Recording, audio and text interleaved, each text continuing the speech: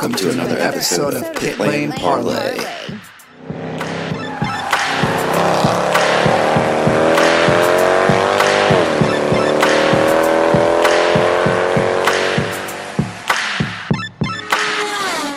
And welcome to another episode of Pit Lane Parlay. My name is host Mike Jokum. Jess and Matt are joining me here.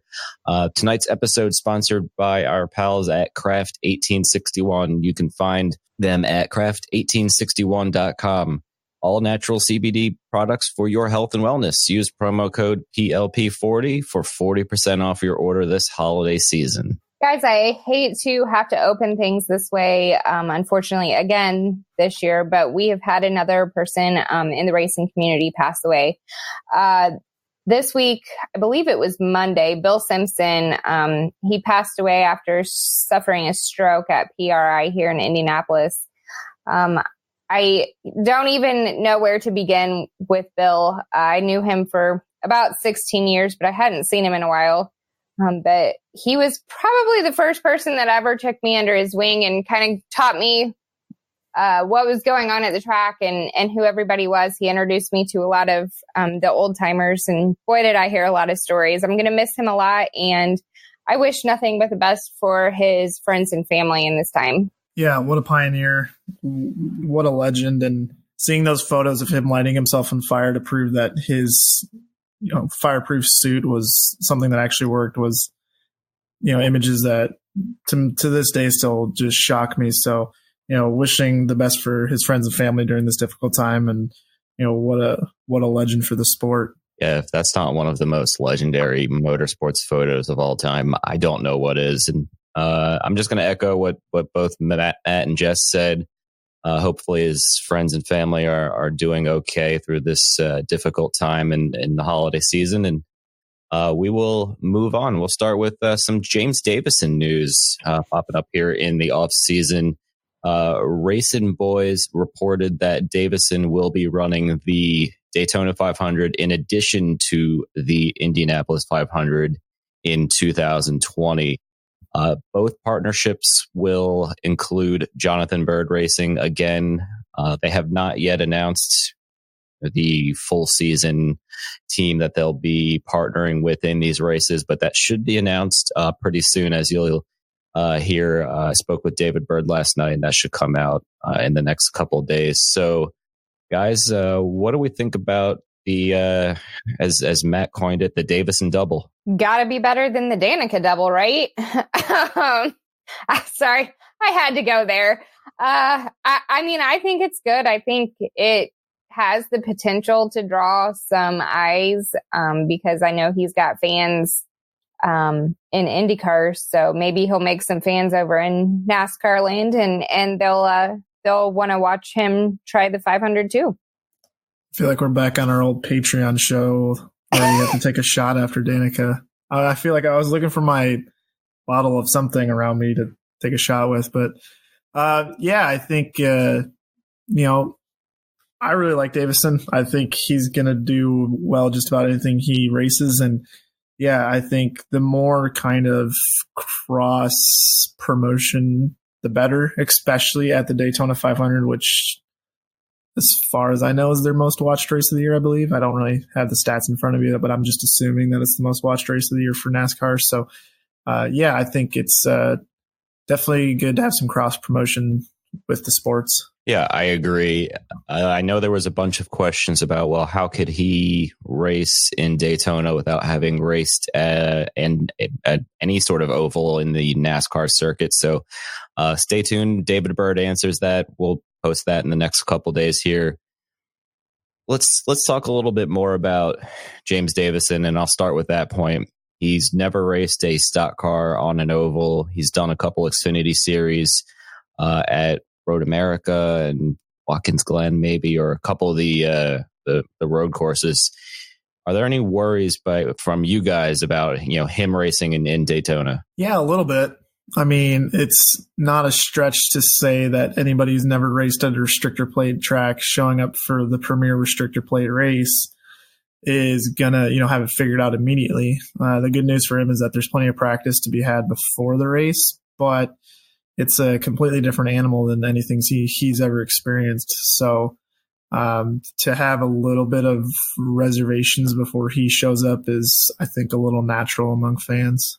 Yeah, I mean, obviously, you never quite know what to expect, but I mean, he's jumped in a lot of different racing genres before, so I don't see why it would be that big of a deal for him. I mean, obviously, yeah, it's going to take him some time to get used to the car, but I think he'll do fine. I don't see him probably being a front runner necessarily, but I think he'll do okay, and I think it'll be interesting to watch for sure. Yeah, you'll get me tuning in most likely, at least for the first stage. I forgot what it was called for a second.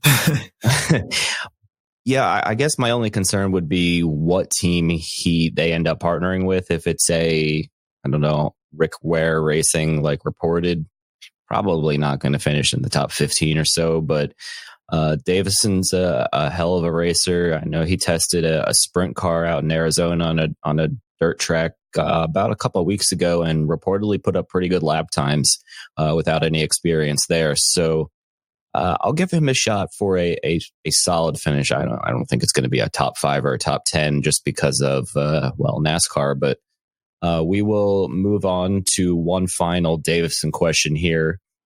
What do you guys think about his Indianapolis chances? Do we think he's a good driver there? I know, last year he had a pretty good result, and he's had some good showings in other places without good finishes. But what is your open wheel assessment of Mr. Davison? Yeah, I mean, I think he's decent. I think he's done, fairly well when he's been able to come up with a ride, and I think it'll be fun to watch him again.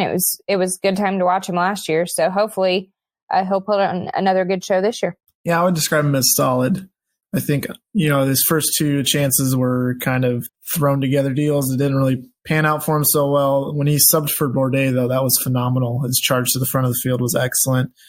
Then the 2 years ago, that was a rough race in general, and he crashed out with Sato there early on in the race. And then last year was a lap or 2 down and came back and finished top 10. So I really have a lot of respect for him at Indy.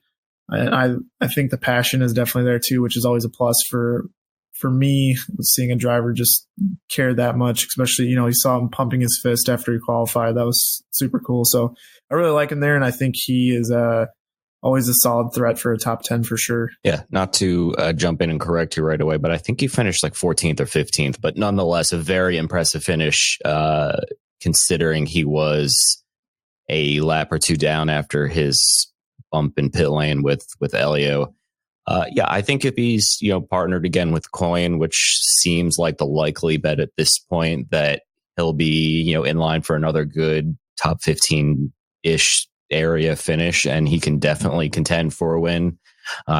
As we've said many times, anything can happen at Indy, and he's shown he's got, the guts to mix it up when need be. So, yeah, I'm sure we'll talk to James at some point next year. He's really fun to talk to because, like Matt said, he's very honest. He's open about everything, and you can really tell the passion every time he talks about racing. 12th, I was wrong, but I think the reason I thought maybe it was top 10 because he had a high driver rating there because of that epic comeback after that collision with Castroneves. So I can't remember where he finished, I guess, but I just remember that he had some sort of amazing comeback during that race, which is really cool to see. So that's good news. That's actually another car to the car count for Indy. So that's, I'm assuming something we'll talk about in maybe 3 or 4 months. But yeah, another kind of weird piece of news other than the Davison double, which I'm not sure who coined that. Somebody did.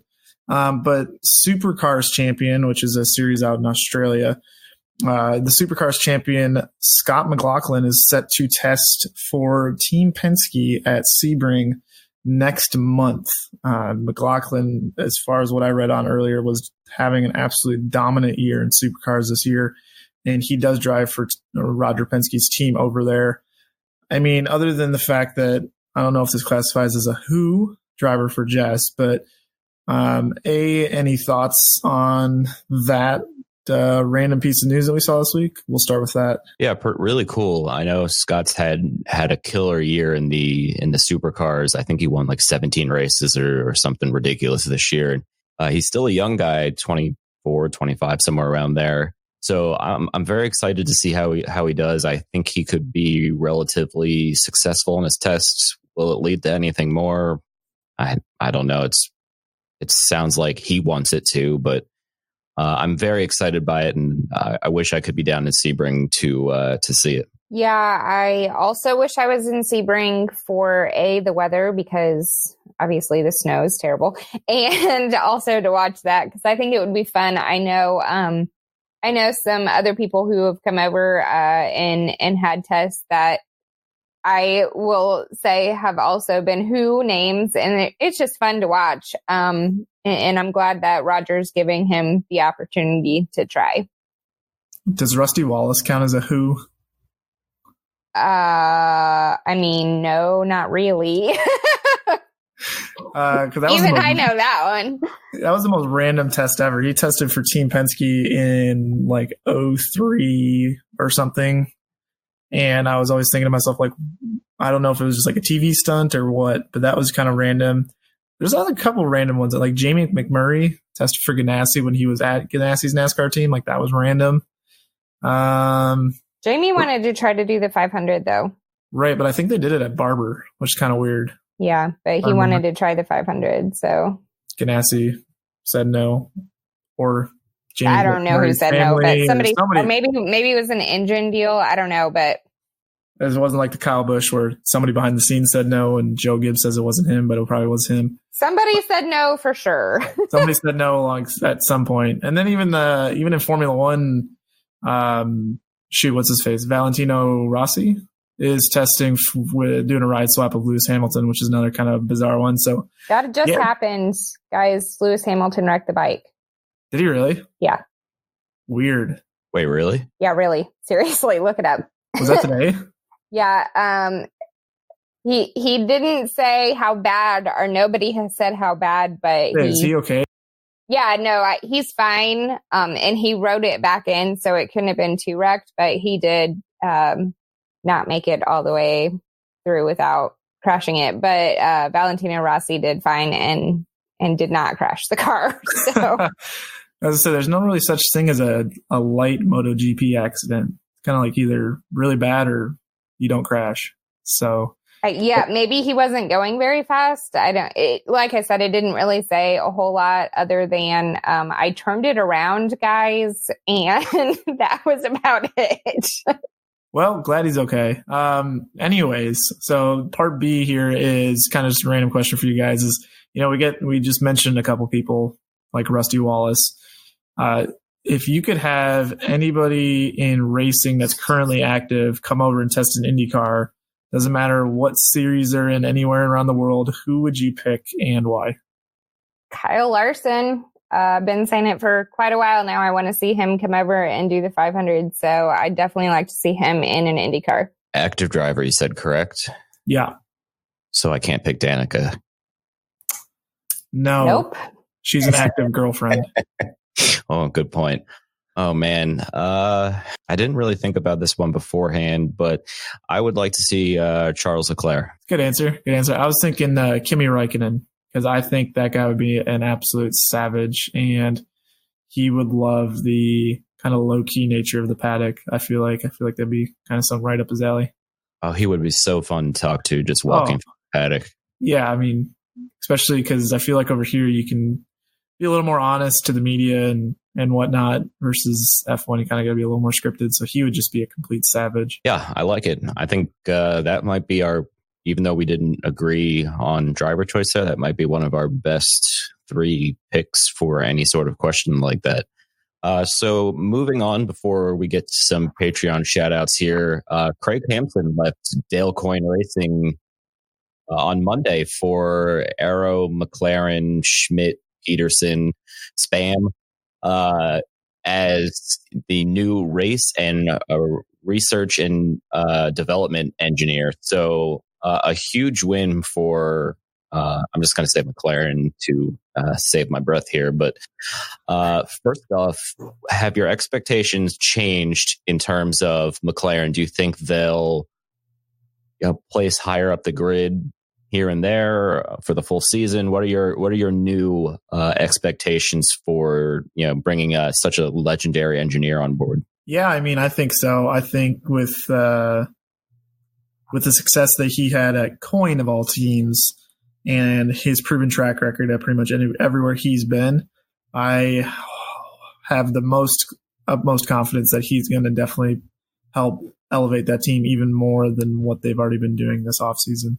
Yeah, I mean, I feel like it probably was about the best move that they could have made, because they clearly are going to need help. And we've talked about that before. And I think that this is a really good start for them to kind of, hit the ground running and start out their season on a good note. I agree. I think it's a great get for them. I think especially for two young drivers, having such a veteran engineer who's won championships, won more races than I can even think of off the top of my head. It's huge. They might not be championship contenders this year, being that by the time he starts, it'll be after the holidays, and you've only got about 2.5 months really until the season starts, and only a month and change until spring training. But I think they'll definitely do a bit better than maybe expected beforehand. But what about for our pals at Dale Coyne Racing? Do we think that this is a setback? Slightly, yes. I mean, he's obviously a brilliant mind. But I also feel like they could use it to kind of also start the season on the ground running, because they'll be able to build a team around whatever driver they end up with. And, maybe that team will be better for that particular driver. Yeah, I'm going to be honest here for a second. I kind of tweeted this out already, but I think we can actually just go ahead and stick a fork in Coyne's chances for next year as far as being anywhere close to where they were this year. I think with the changes that happened on Santino's crew in the offseason already, to now this news with Hampson, and, obviously losing a guy like Sebastian Bourdais, who's so critical to, the setups, leadership, and then just the sheer pace that he brings. I honestly think that Coyne is right back to where they were about 3-4 years ago when they started this evolution of hiring people like Hampson and Bourdais and whatnot. So, I think they're going to be in a tough fight with, I don't even think Carlin. I think Carlin actually did a pretty good job of building some momentum towards the end of the season with some of the upgrades they had. They might be looking at a battle with Foyt, if I'm being honest. I don't know. I really don't have a lot of hope. When the changes to Ferrucci's crew happened this offseason, I already said that I think Santino's pace is going to go down a little bit, and now I don't think this helps at all. So I'm going to bring the mood back up a little bit here. The engineer poised to replace him, Olivier Boisson. I'm pretty sure I pronounced that one right for a second week in a row. I've done one pretty well here. Everybody speaks of him extremely highly, especially Santino speaks of him very highly, but people around the paddock do as well. So do I think he is Craig Hampson? No, obviously not. But I think I don't think they'll fall to the levels of, say, Foyt Racing has been the last couple of years. But I see your point. Losing Hampson and Michael Cannon is a tough pill to swallow in one off season. There's no doubting that for sure. Yeah, I guess it was unfair to compare him to Foyt. You're kind of right, I guess. Yeah, that's just mean. That is not in the Christmas spirit, Matthew. I'm sorry. So we'll do a couple Patreon shout outs here before we jump into Stump the Host. So thank you to the Frenchman, Michael Goodier, Matt Gruenholz, and let's just go straight up the list here, and Mark Van Niekerk. And thank you to everybody. So with that, Jess is going to jump in here for Stump the Host. I sure am, guys. And you kind of said that it's the Christmas spirit, right? So I'm going to keep with last week, where I had my Joker lap be about Christmas, and today Stump the Host is going to be about Christmas, and so is the Joker lap. So here we go. For Stump the Host, you guys have heard of lights at the Brickyard, of course. Yes? Can you say it out loud? They can't see you nodding. Yes, that's a good point. I know that there is a light somewhere around the Brickyard. Are you talking about like a street light? Yep, that's the one. There you go. Okay, so guys, approximately how many lights are on the light displays at the Brickyard, and also how long is the drive? I hate you. I was saying, you're doing trivia night next year? Oh. Is it going to be like... This Christmas? Is like right on the front page of the website, and it's been on all of the postings that IMS has done, and I believe Doug Bowles has said it. When you wake up in the morning, do you just check IMS.com? No. Okay. But it is all over my social media, so... And I do check that first thing in the morning when I wake up. All right. The drive takes 87 minutes and there's 3,333 lights. Okay. I'm going to say the drive is 3.4 miles and there is 450,000 lights. Well, hang on a second. Time out. In Minnesota, we say units of time and not length of distance. So it's I asked length of distance. Oh, well, I don't do that. I just measure like, hey, where are you at? Like, oh, I'm 10 minutes away, not, oh, I'm 4.5 miles away. We also do that in Indiana, so I understand. However, I am asking you for the length of length. I'm going to go, what did Mike say? 3 point something, 4 point something? 3 point something. He doesn't even remember. I don't. 5.1 miles. Okay, guys, it's 2 miles. You both are really wrong on the number of lights. If you're driving 5 miles an hour, that's about 87 minutes. Wow. Sure. You both are really, really, really wrong on the lights, because it was 3,333 and what did you say, 450,000? He doesn't remember. Yeah, well, regardless, it's 3 million lights. 3 million lights, 2 miles. Well, at least I was closer than he was. Yeah, I still don't really consider that very close. So you're telling me they have time to put up 3 million lights, but they can't just ban the pork tenderloin sandwich thing? Is that what we're getting at here? They seem to like the pork tenderloin. I think it's just us three that don't like the pork tenderloin. I'm sorry. This world just doesn't make sense to me. No, shout out to blogger George Phillips. I know he kind of slammed the pork tenderloin in a blog post at some point this year that I did read. So we are not the only three that are anti-tenderloin. Sweet. I feel like people should. If you're one of the people like us who do not like it, please just tweet to us so we make sure that we're not alone in this. Twitter handles at Pit Lane There are Parlay. good pork tenderloins. It's just not that one. Not that one. Pit Lane Parlay, Parley. Go find us and let us know so we don't feel like we're alone on that one. Yeah. And with that being said,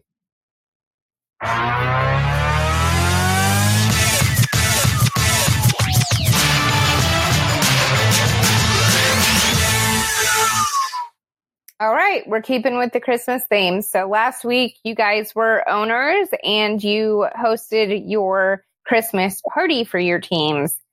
This week, though, we need to decide, since you have your Christmas parties planned, what Christmas gifts are you going to give all of your team members? And there's a caveat.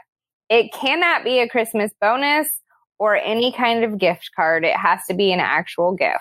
I knew this was coming and I still didn't think about it. I mean, last Christmas I bought myself a smart TV and I absolutely love it. And if I could just give the gift of Christmas cheer, I would buy all my crew a nice Samsung 60-inch smart TV. I am giving everybody a video game console of their choice with a virtual reality headset and all of the racing games created so that their world is immersed in racing. No, don't say video game console of their choice because You are not allowed to ever think about anything other than racing. Merry Christmas. they're gonna pick PlayStations, and nobody likes PlayStation. Well, that's You went to the choice. dark. You went to the dark side. I can't believe you. Oh, you know what would make for a great stocking stuffer? I don't know what. Could take a guess. A Santino Ferrucci wig. No. Indy 500 tickets.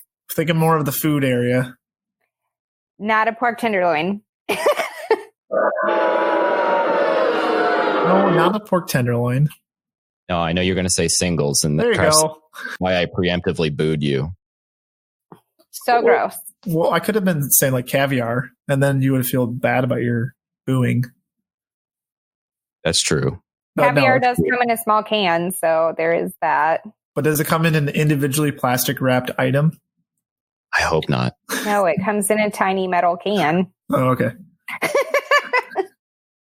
I mean, you could probably get some really expensive stuff that's individually plastic wrapped, but All right, Jess, share with us your bougie thing you're getting your peoples. oh, bougie. I don't know. Honestly, I didn't really think about this one either. I don't think I would get them anything electronic though. I just feel like everybody is kind of overwhelmed by electronics enough as it is. So maybe I would get them like a really nice, like, I don't know, book, like a coffee table book of our previous season or something, if we did good.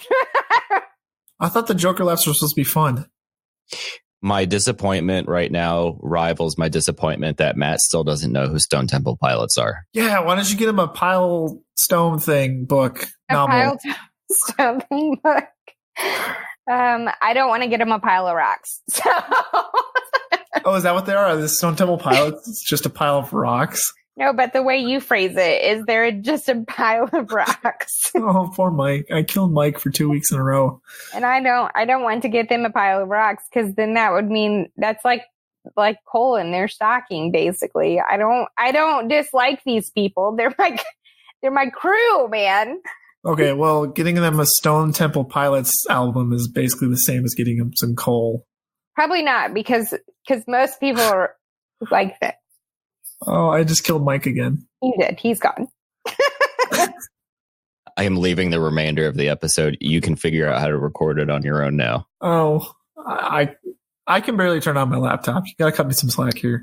All right, enough being silly about this because we got to move on to silly season. So just quick recap. We've obviously been talking a lot about a lot of the deals that's been happening as far as driver signings, but we've kind of been sparsely touching on maybe a firing here or two like Piggott or Bourdais. But we kind of just wanted to give everybody at home just kind of a quick rundown of where we're at with silly season left to go. As it was asked of us a week or two ago, where we thought, is this crazy silly season we've ever had? I think it was Mike who said, this isn't actually over yet. There's still some things to be had. So we're going to do a quick recap for you guys. Starting in part 1 of 3 here, we're going to kind of recap some of the drivers who had at least 5 or more starts last season who currently do not have a ride. That list includes Spencer Piggott, Tony Kanaan, James Hinchcliffe, Sebastian Bourdais, who does have a deal at IMSA, Matthias Leist, who did just sign a deal with IMSA earlier this week, Charlie Kimball, Max Chilton, and Ed Jones, who did just sign a deal with DTM over in Germany. Guys, of that list, is there one name that really surprises you that currently does not have a deal? Sebastian Bourdais, without a doubt. Yeah, he was the one that going into the offseason, you'd go, okay, Bourdais will be back with Coyne in 2020. Case closed, no problem. So that's, to me, the biggest surprise. I can't disagree with you. That is who I would pick also. Bourdais is, he's world class and clearly I didn't ever see that coming. Just for the sake of disagreeing with you guys, I'm going to go with Max Chilton only because I feel like at this point he should have had something announced, especially with his dad's investment within Carlin and the sponsorship that Chilton should be bringing in the form of Gallagher money. I would have just assumed that by now he would have said, hey, I'm doing the full schedule because they're putting up the aero screen, or I'm just doing road courses again or something like that. So to me, it's kind of Surprising that Chilton doesn't have a deal quite yet. And then one more question for you guys. It's not in the script here. Out of those list of drivers, who do you think is going to be the next to announce an IndyCar deal? Jess, I'll let you take first stab here. Tony Kanaan, I think. I think he'll be the first to announce something. I really don't know, man. It's kind of a crapshoot, honestly. Well, just to disagree, I'm going to go with Charlie Kimball. From everything we've heard, I think I stole Matt's answer.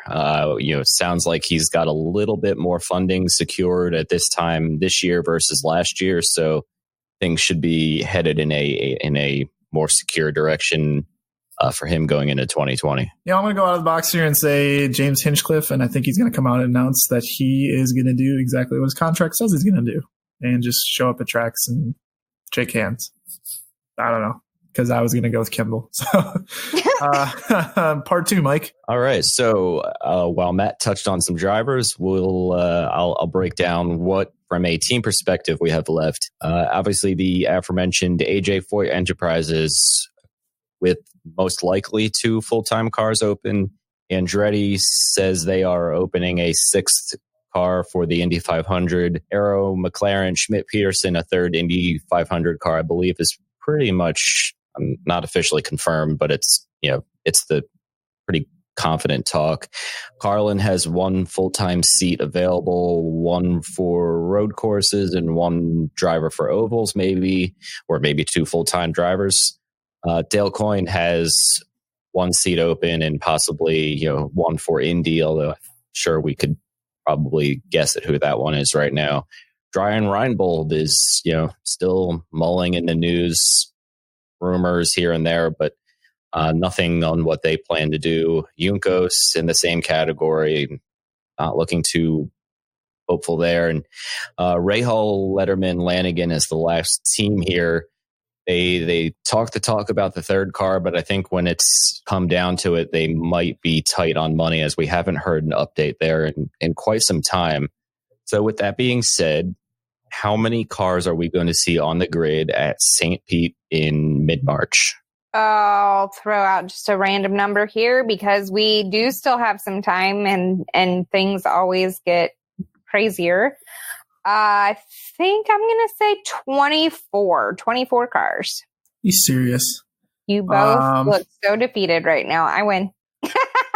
It's back-to-back questions here. All right. Well, if I can't pick 24, I will say, let's see, Harvey just got bumped up to full-time. Hopefully Ben Hanley shows up. 25. All right. Well, both of my options have now been picked, so I'm going to take the under here and go with 23, just to be different. So Matt, why don't you write that one down, and we'll see who's right after St. Pete or St. Pete preview. With that being said, if you've got the money to be an IndyCar driver next year, where are you taking your money out of the teams I mentioned? And I can give a rundown if you guys need a quick reminder. Oh, if I've got now. Do I have enough money for full season? How much money do I have? You've got as much money as you want. If you just want to do the 500 and call it a year, that's cool. If you want to do a full season, rock and roll. I'm going to do a full season, and I'm going to take the Carlin full-time ride. Is it like a Stone Temple Pilot rock and roll, or is it just like a normal rock and roll? Stone Temple Pilot rock and roll would melt your hair, so it is definitely a Stone Temple Pilot rock and roll. I like my hair. Gosh, I don't know. I mean, I guess if money is no object, I'm taking that 3rd Rahal seat. If certain investor only was going to say like, oh, you're only going to get $1.5 million, then I'd definitely take that Andretti's 6th Indy 500 seat. I would take the Indy 500 entry with Arrow McLaren just to be a part of the McLaren team for a year. I'm sure they've probably got a really cool hospitality setup that would be fun to take part of. And yes, my answer is food motivated in the end. So I know that comes as no surprise. So we will continue on. Yeah, one of us talking about food. So weird. He just wants to be teammates with Pato. Good point. Pato, if you're listening, I would love to be your teammate. All right. So next we are going to kind of try to marry up the drivers and the teams, kind of what the rumor mill is saying. And obviously, like we've said before, there's still time. Other things can come into play here. But right now, AJ Foyt Enterprises, Charlie Kimball and Tony Kanaan might split a ride, and Dalton Kellett might do a ride also there. That's per Racer Magazine. Andretti Autosport, Alonso is rumored to be in contention for that Indy 500 ride that we were talking about. Chilton is likely back for the road courses for Carlin, and Sage Karam might have a sponsor that could be for this season. We haven't confirmed any of this, of course. Then Dale Coyne is considering Sete Kamara, Palu, and Hinchcliffe also for their full-time seats. So that could be real interesting depending on how that all plays out. Dragon Speed, we have heard, is attempting to go for 10 races. However, we have not been able to get any confirmation on that yet. And then also Nico Hulkenberg is possibly interested in road courses in 2020. He has said that he does not want to do the ovals. So with all of that being said, what do you guys think is going to actually happen? All right. Well, I'll take the first three, and then we can take the second three after that to break it up a little bit here. AJ Foyt, I think the Kimball Kanaan split seems pretty likely to me. I think it's probably a good fit for both of those guys. Dalton Kellett, if he's closing in on a deal, whether it be for the 500 or full season, I don't know. I don't know what kind of money his sponsors bring. I know he hasn't really had a great run at Indy Lights, but if he brings some money to AJ Foyt, they definitely need it. So, there is a positive there. From all accounts, he's a really smart kid. So, maybe he could help out the engineering team from that standpoint, but not too sure. I don't know. I'm going to call that one probably not likely. Anyway, I'll move on from there. Andretti's 6th seat. I don't think it's going to be Alonso. I know I said this last week. I don't know who it's going to be. I didn't really think that one through, but I still think Alonso is going to take my McLaren 3rd seat at the Indy 500 ride. And Carlin Racing. Yeah, I think Chilton is back. I don't know if he'll do a full season like Matt mentioned, but I don't think Sage Karam will be headed to Carlin this year. Just call it a gut instinct from some things I've heard over the last couple months. I think Sage will be with Ryan Rumble about the 500, but I don't think he'll be going with Carlin. So I'll let you guys chime in on those three, and then we'll go to the other three. I'll say my thoughts for Dalton Kellett in 1 second here. Kimball, I think, is a guy who was probably working in the offseason to maybe get some more money so they can kind of springboard back into maybe more than just 4 or 5 races like he was last year. Kanaan, didn't he say something about having a handshake deal, which I know is not pen to paper or anything like that. Last week I said Alonso 95%, in my opinion, was going to be a 95% lock for that Andretti seat. Chilton's going to be back. Somebody's going to Carlin who has money. It just is going to be probably down to the wire on that one, though, as far as someone just stepping forward with the cash. So, yeah, I got nothing, no predictions on that one at this exact moment. So I hope that Kanaan is back. Kimball, yes, I think he's gonna come up with enough money to at least run a partial season.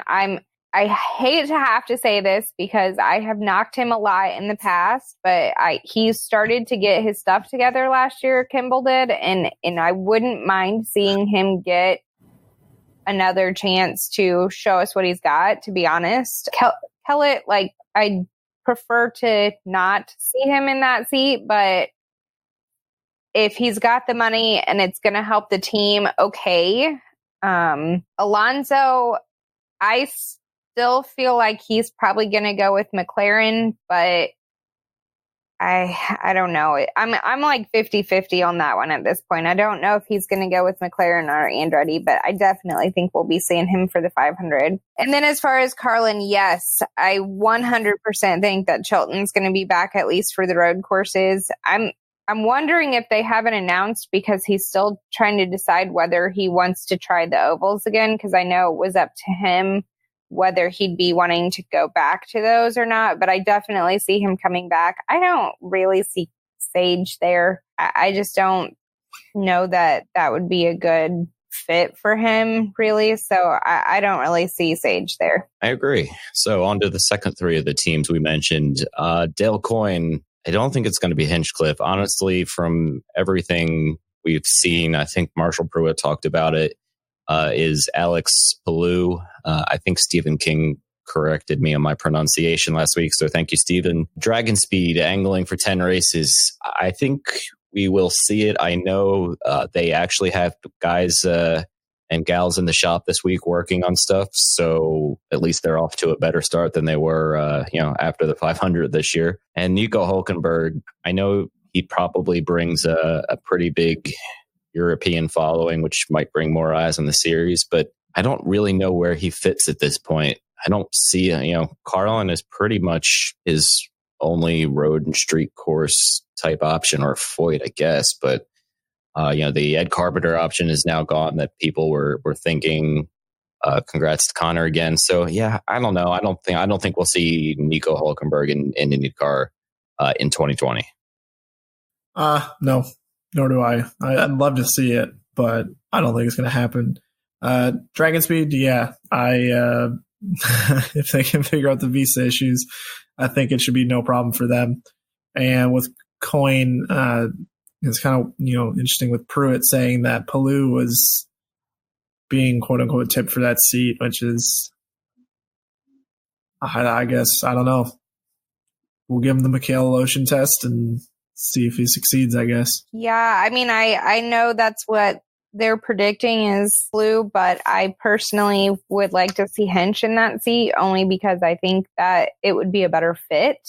Obviously, kind of shooting from the hip there. Dragon Speed, I'm sorry, guys. I'm going to be the negative Nancy here. I don't see it happening. I just don't see them being able to figure out all of the logistics and, like you said, the visas and everything else. I just don't see it happening, unfortunately.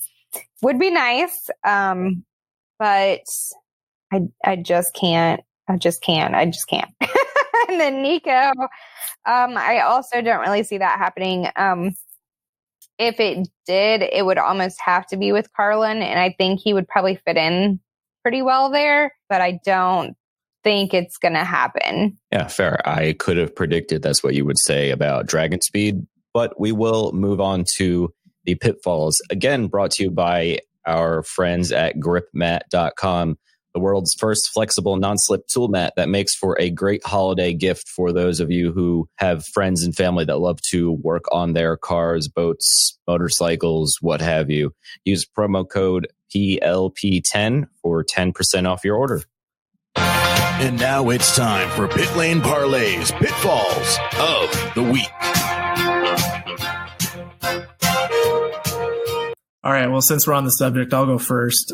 So we just talked about Foyt and their possible driver situation, and an article came out this last week that said that Dalton Kellett is closing in on a deal in some sort of fashion with Foyt, and it really honestly was grinding my gears. Now, I hear what the fans are saying, and I hear what Mike and Jess are saying, in that if a driver brings money to a team, that puts people, in a position to have a job, it puts them to work, gives them a salary, puts another car in the grid. Yes, those are all positive things. But for the love of God, it doesn't have to be Dalton Kellett. It can be somebody else. Dalton Kellett infuriates me based on his results in Indy Lights. I think the guy should be nowhere near IndyCar. I think there have been a lot of other qualified drivers to come through Indy Lights who never got the chance to jump up to IndyCar. And you see what Dalton Kellett's results have been like with a team like Andretti Autosport, in which there has been mostly 7 to 9 car fields in every race, and the guy is finishing between 6th and 8th place in just about every one of those races. including a couple times where after a lap or two, he's already 10, 15 seconds off the field, in particular Road America 2 years ago. So I personally have nothing against Dalton as a person. In fact, he's actually a fantastic person. I just think him as a driver at this stage, based on what I've seen, should not be anywhere near IndyCar. And I think it would actually be one of those hindrances on the track. I see your point. Jess, I'll let you step in here. It seems like you have something formulating in your head. Definitely have a good point, but I don't know. I mean, it's hard for a team, especially that we know for a fact is attempting to basically start from square one, hire new people, have new technology, everything else. When they see the dollar signs, it's hard for them to say no. And he might be, he might be an asset to them because they are a little bit different than some other teams. So maybe that would be a good place for him to fit into. Yeah, my pitfall was in no way, just a clarification, my pitfall was in no way against Foyt. It's kind of just a don't hate the player, hate the game kind of situation.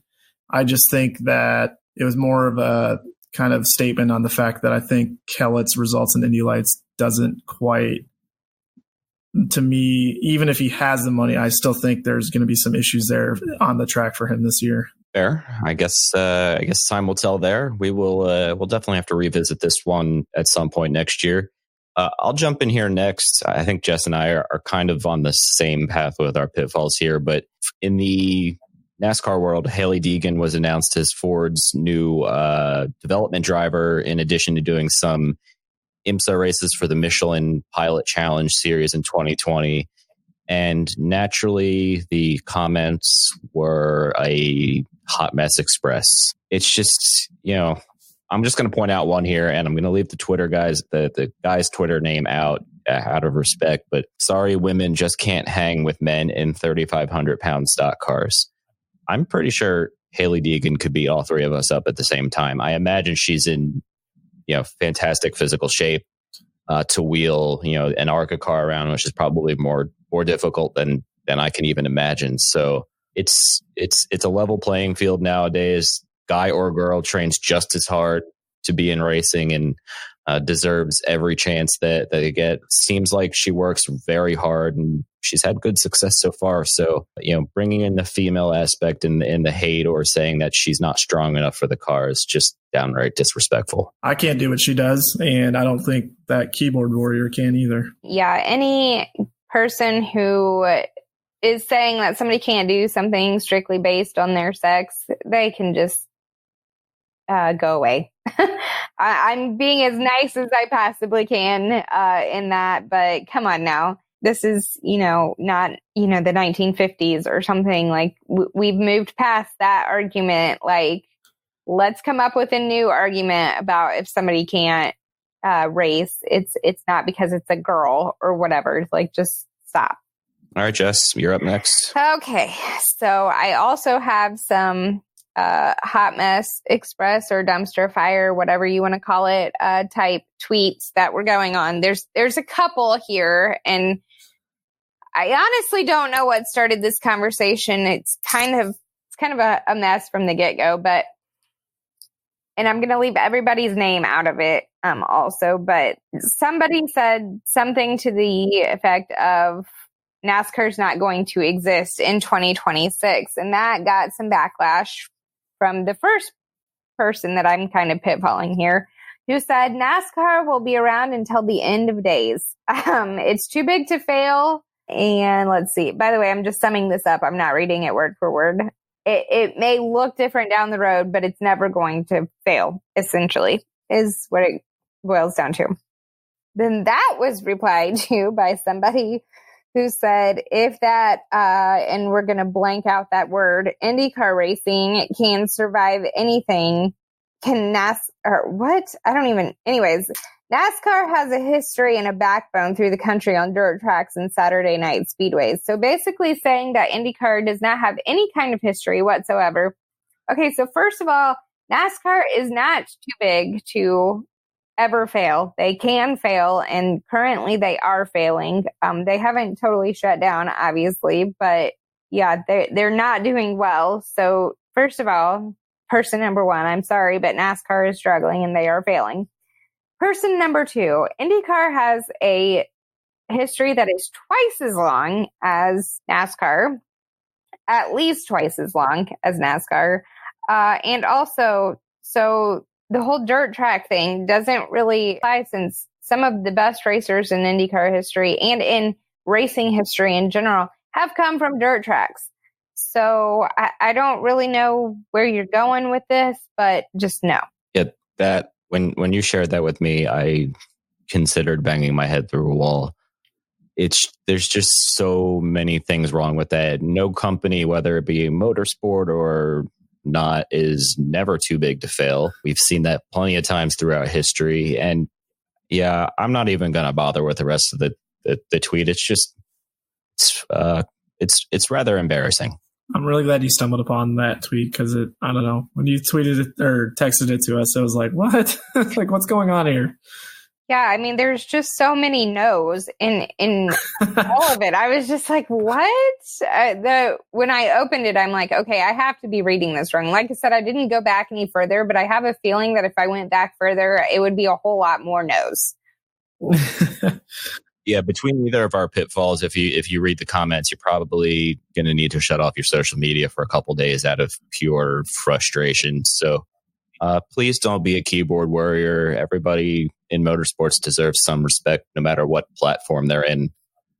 So with that being said, we will wrap it up. Guys, do we have anything else that we want to bring up? Nope. So Jess, go ahead and sign us off. And guys, keep your lug nuts tight.